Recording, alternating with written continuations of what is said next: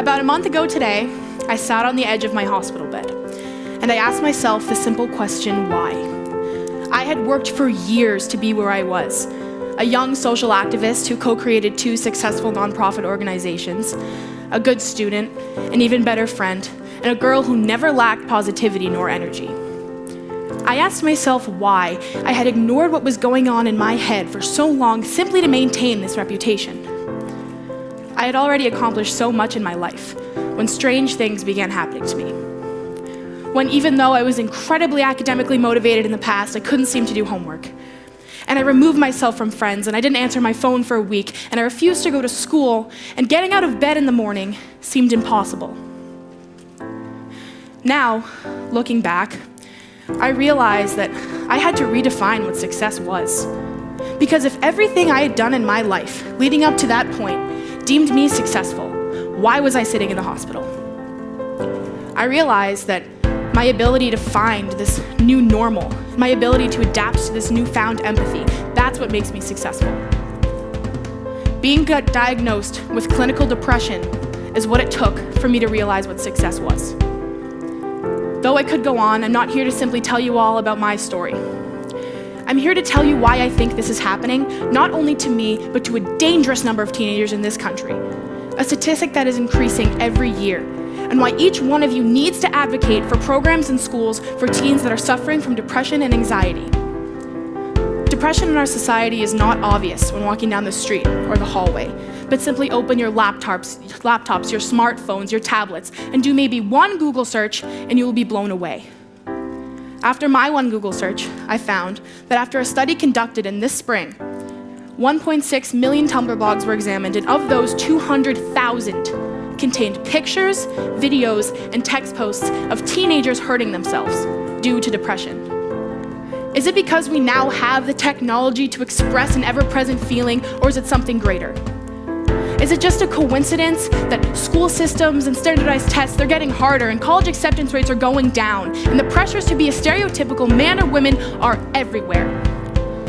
Is it possible that this society, is the thing responsible for the increase in a disease that is more than capable of killing? And we don't talk about it much, because it's often deemed a phase, or hormones, or being over-emotional. Oftentimes, conversations regarding mental illnesses such as depression result in words being thrown around that are nearly irrelevant. Depression is not the emotion sadness. Depression is a state of being below neutrality. Sadness is an emotion that comes and goes just as happiness does. My biggest pet peeve is when someone comes up to you and says something along the lines of, "I'm sorry, I was just depressed earlier. I'm so depressed right now." Depression does not just come and go, it's there. And it is the 3rd largest cause of death among teenagers in this country. 4,400 kids commit suicide a year, and for every one of those, at least 100 attempt. So now I'm standing here asking you all the same simple question I asked myself when I was in the hospital. Why?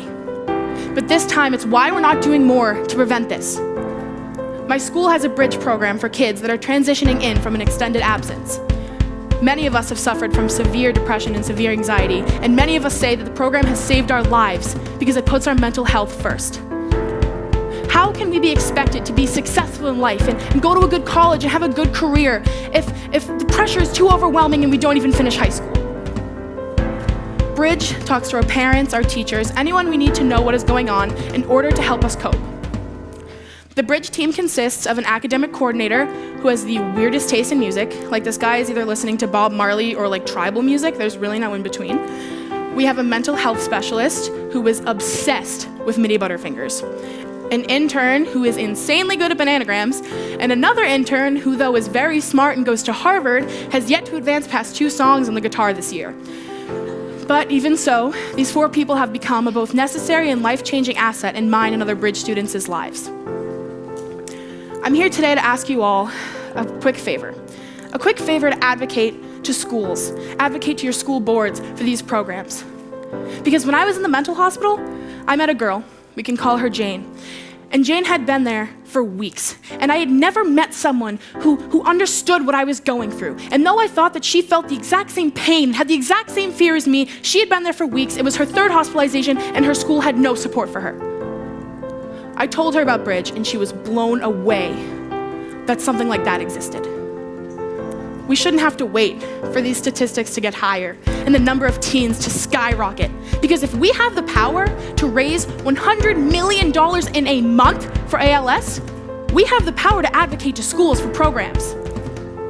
I'm in the process of creating another nonprofit organization, of which provides schools with the funding necessary to create these programs for teens. So please be on the lookout for that.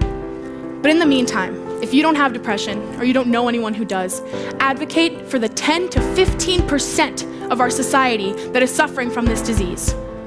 We are so blessed to live in a country where our voices are meant to be heard, and they actually mean something.